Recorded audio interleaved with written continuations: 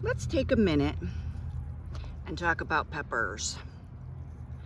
I brought these peppers back from Florida when we were there this winter. I've cut them back, I've topped them. They had some aphids, so they've gone through the gamut. But look at them, they're beautiful. I've checked the weather here in Michigan, zone 6, southeast, and we're gonna be holding into the low 50s at night. So I've got more peppers, so I'm not worried about these. I'm gonna pop these all in. We're gonna get them a little bit of fertilizer.